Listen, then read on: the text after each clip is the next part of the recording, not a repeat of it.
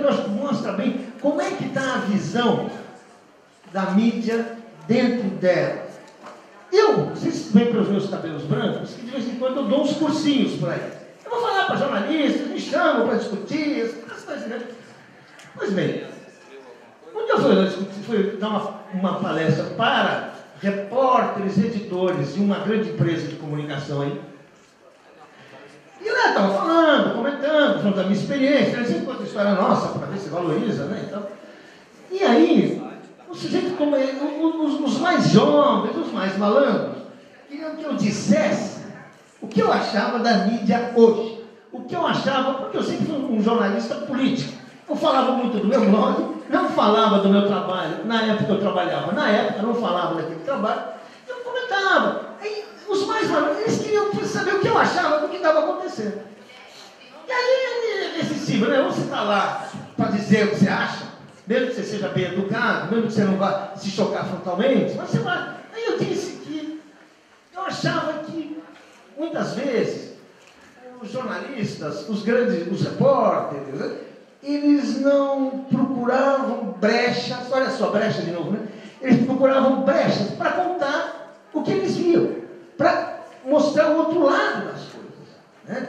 Porque a vida de jornalista sempre foi, assim, não vamos nos iludir, sempre foi procurar brechas, né? Eu trabalhei no Jornal da Tarde, eu trabalhei no Estadão, eu trabalhei na Folha, trabalhei na Editora Globo, esqueci, que eu trabalhava em outro lugar, mas, enfim, você sempre trabalha na Veja, fiquei 17 anos na Veja, e eu estava na Veja quando a Veja assumiu meio a dianteira das denúncias contra o Fernando Collor. E não vamos pensar que aquilo era uma coisa estimulada de cima para baixo. Não, aquilo era uma coisa de baixo para cima. Uma coisa política. Havia um apoio unânime ao Fernando Collor. Havia, assim, mesmo quando ele fez aquele confisco, que nenhuma revolução ousou fazer, né? Ele fez, mesmo assim, ele conseguiu apoio silencioso, né? Então foi uma coisa que aí foi se impondo, porque você tinha brechas, você tinha respeito pelo trabalho dos jornalistas, você podia, de fato, falar, olha, PC é um fato, vamos discutir, olha, PC Faria está tomando dinheiro aqui, PC montou um esquema, enfim, aquela discussão que a gente sabe no que acabou dando. Aí eu falei assim, então, olha, gente, eu acho que falta isso. O jornalismo sempre foi resistência, eu falei na coisa. E eu acho que eu estou sentindo falta disso. Eu falei assim, vocês acham, eu fiz a pergunta, né, que não quero calar, vocês acham que vocês estão escrevendo tudo que deveria ser escrito sobre o mensalão? Porque estava em pleno jornalismo. A reação foi assim, vamos deixar de ser hipócritas. A gente não pode.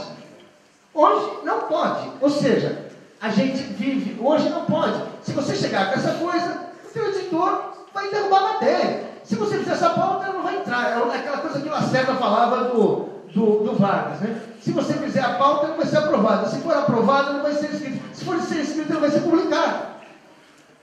Né? Então eu falo assim, te juro, é uma conversa assim como nós, sabe? Mas o que é? É que realmente hoje, né, a gente tem um controle sobre o trabalho do jornalista, sobre o trabalho de informação da sociedade, como eu acho que poucas vezes se teve. Houve, por exemplo, no pré-64, os jornais foram se alinhando com o golpe.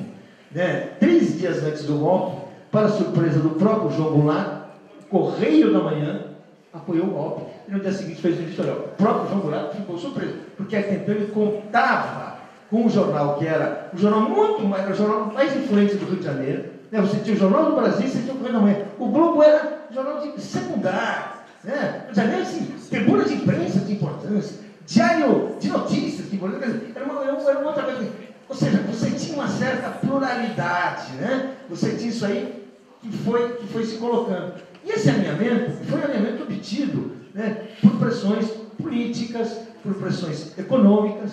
Um dos últimos redatores-chefes do Correio da Manhã, o chamado jornalista que eu fiquei muito feliz em encontrar um jornalista que contasse essa história, porque a gente vê como é que era.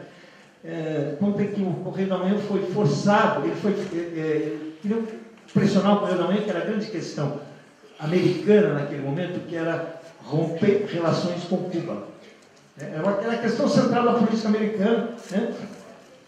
A América Latina inteira romper relações com Cuba. E os caras vinham pressionar. E aí chegaram a pôr agências de publicidade para falar com o Juarez Bahia. Para dizer para ele, olha, vocês podem ficar nessa posição, vocês têm que mudar essa postura editorial. E ele se manifestou contra, ele disse, não, eu acho que a Cuba tem que ficar aqui conosco, tem que ficar na OEA, inclusive, porque as pessoas pressionaram para democratizá-la, etc, etc. Ele caiu em seguida, porque realmente era uma coisa implacável. E hoje a gente vive essa realidade implacável, né? E eu queria dizer por que a gente vive, que eu acho que é um ponto importante que é interessante, né?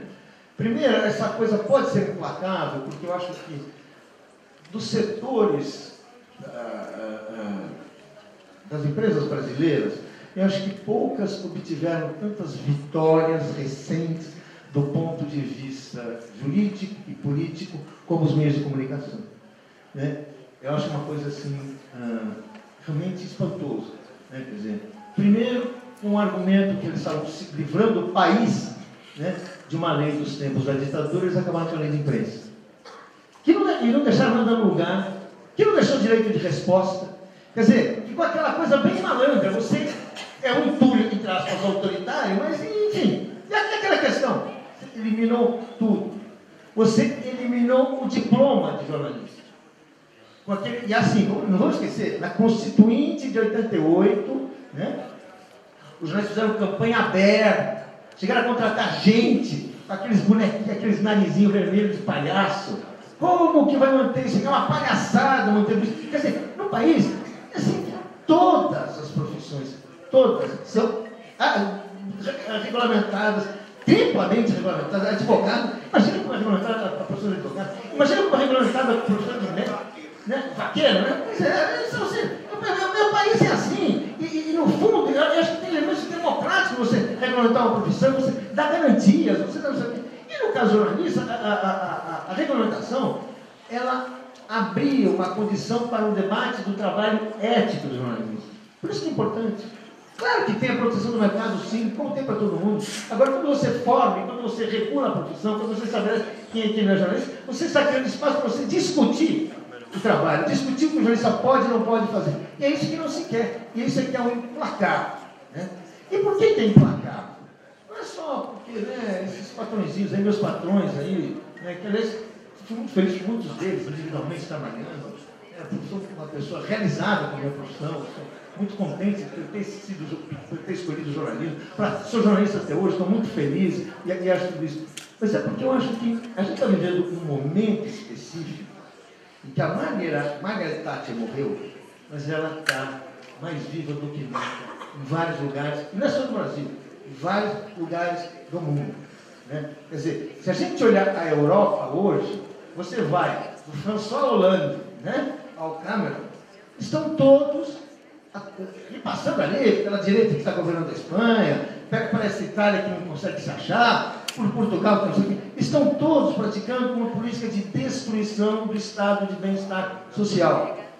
Ou seja, estão acabando com as brechas que o capitalismo dá para as pessoas.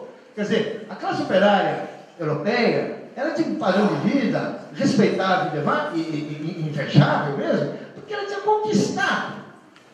conquistado direitos que Marx jamais imaginou que seriam possíveis, porque realmente ela conquistou. Quer dizer, ela impôs, pela sua luta, pelo seu movimento social, conquistas, e até pelo medo de que ali houvesse revoluções, até com armas contra-revolucionárias, você fez concessões, você deu coisas que de fato não deram para a Europa. E é isso que está em jogo hoje em dia. É isso que eles querem eliminar depois de 2008.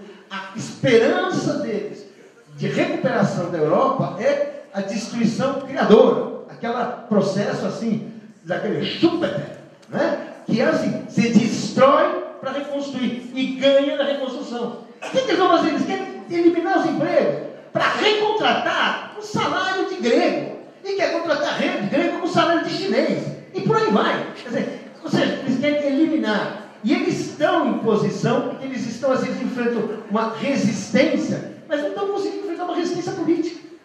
A Europa Europa hoje é um problema porque ela não consegue crescer de verdade, ela não consegue. E isso é uma questão política, não é uma questão econômica, isso é pataquado, né? Claro, a economia existe, mas não tem essa autonomia. Isso é conversa de economista ruim. É verdade, tem decisões políticas que não se tomam e se tomam decisões erradas. Daí a gente tem nos Estados Unidos, quer dizer, assim, não consegue ter um presidente que ele vive num passeio, né? Num simples passeio ali para tentar sobreviver, né? E assim, nem sei se a gente fala de brecha no Brasil, acho que a gente fala de brecha, não sei, escadinhas, né? Então faz lá o plano de saúde, que é um horror, mas diante do inferno, que era um pouquinho melhor, né? E não consegue fazer muito isso.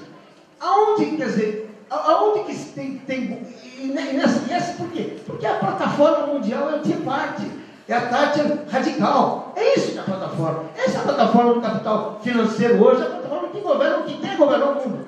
E onde ele não consegue governar? Em vários lugares, nesse cidades é o Brasil.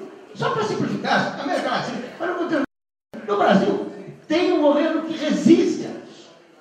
Tem um governo que realmente, né, ele não aplica as receitas. E não vamos nos enganar, a eleição de 2014 é a esperança de tirar esse governo dali. Porque vão ser 3 mandatos já. E olha, eu falo isso, eu gosto de falar. Os Estados Unidos foi modificado a partir de 1932 e até 1948, porque durante esse período, que é 16 anos, e depois uma longa maioria no Congresso, uma maioria que foi até os anos 80, você teve uma política de bem-estar social, uma política de distribuição de renda, de fortalecimento de sindicatos, conduzida primeiro pelo Roosevelt, e depois aquela política do New Deal, que foi prosseguindo, que não foi, sabe, que a gente não entendeu muito bem aqui, porque, enfim, por causa assim, da Guerra Fria, a gente não conseguia enxergar dentro o que estava se passando lá dentro, e as contradições que haviam lá dentro. Quer dizer, você mudou a paisagem americana. E o Thatcherismo e o Reagan vieram para quebrar, para retroceder a vida social. O esforço que foi feito, que o Clinton conseguiu fazendo, mesmo dando uma disfarçadinha ali, porque a economia estava crescendo, então as pessoas estavam perdendo direitos sociais, mas estavam ganhando dinheiro, então não era muito visível o que estava acontecendo no fundo com a vida dela. Bem, agora o Brasil está nessa situação, que é outra. A gente tem um governo que resiste pouco, né? O governo não consegue colocar a mídia na pauta, porque a mídia é muito forte. Tem um problema assim, quer dizer, ele será massacrado. Vamos dizer assim, a Cristina Kirchner parou na justiça. Ela aprovou, não sei lá quantos mil votos. É uma coisa absurda, parou na justiça. Na Venezuela, a briga foi assim, foi o Chávez na rua. Foi um presidente que tinha uma outra relação com sua própria classe dominante, né? Para usar o nosso termo, que tinha uma outra relação. Era um presidente que tinha força popular direta maior, né? Ele tinha menos compromissos do que o Lula, do que a Dilma, com o convívio democrático. Ele não era um ditador, isso é uma mentira, mas ele é o seguinte, ele pode, ele vai. Uma situação no país, eu não vou esquecer, ele foi deposto e quase foi morto no golpe de 2002. O próprio golpe de 2002 era assassinar o Hugo Chávez. Então ele está falando de uma realidade um pouquinho mais, né, tosca, né, um pouquinho mais áspera, né? Mas aqui, você não consegue colocar isso. Porque mesmo assim, você tendo tudo isso, você simplesmente, quando você coloca isso em pauta, como a gente vê assim, é realmente assim, é muito difícil. É muito difícil. Porque quando a gente fala, e é uma discussão necessária, é uma discussão importante, é uma discussão que o mundo exige, que a sociedade moderna exige. Quer dizer, a gente é uma sociedade moderna, quando você tem eleição, a gente vota. Bem, qual é o alimento da nossa cidadania? É informação. Você não tem informação, você não tem outra coisa, né? Por isso o trabalho dos meios de comunicação, todos esses meios, é importante. É importante, assim, você ter, desde o direito de resposta, que tem que ser rápido, tem que ser eficaz, não pode ser aquela coisa assim. Hoje está jogando para o mercado. Outra vez a resposta depende de ter um bom advogado. E sabe, enfim, é uma questão, é uma questão que vai ser muito difícil, sabe, quer dizer, porque envolve, no fundo, ferir grandes interesses. Porque hoje, quer dizer, essa mídia, a mídia brasileira, está colada como nunca aos interesses, não tem mais, não é uma mídia plural. Né, que você fala assim, aquele pessoal representa, né, como a gente fazia, né, aquele pessoal mais dos industriais de São Paulo, aquele pessoal, aquele jornal de comércio, né, os empresários, como era a Gazeta Mercantil, representava empresários, no sentido de os interesses do empresário. Não é. Então, quer dizer, é uma luta realmente, quer dizer, que é muito, vai ser uma batalha muito grande.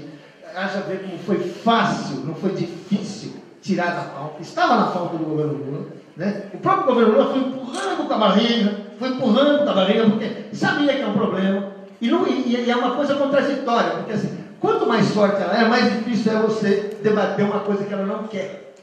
Porque, assim, se ela já não queria a lei de imprensa, que não afetava o direito de propriedade, né? Imagina, assim, é uma coisa que é ideologicamente mais importante até do que como negócio, né? A luta, na verdade, a luta contra um negócio que é cada vez mais um aparelho ideológico, está ali para defender ideias, não está ali para ganhar dinheiro, não está ali para conquistar mercados. Os mercados a mídia está perdendo. Os jornais vendem cada vez menos. As revistas são cada vez mais comerciais naquele sentido vulgar. Né? Quer dizer, revistas que eram sérias, que teoricamente devem expressar o Brasil, correm atrás dos problemas nacionais, correm atrás dos leitores de qualquer jeito, matéria sobre dieta, matéria, sabe, sobre autoajuda, quer dizer, sabe, ou seja, assim, uma coisa que os próprios jornalistas sabem que aquilo ali é só para vender, e o leitor sabe que aquilo é só para vender, portanto, ou seja, é um negócio que a gente vê a televisão, é um absurdo, quer dizer, tirando assim, uma outra exceção, as televisões funcionam cometendo ilegalidades que é alugar horário para igrejas evangélicas. Isso não pode ser feito. A lei proíbe. Não pode ser. Mas tá, ou seja, é um negócio que não, assim, é um negócio que está assim. Sabe por quê? Porque não consegue conversar com a sociedade. Não consegue dar para a sociedade, não consegue interessar. Quer dizer, a população cresce e, na melhor das hipóteses,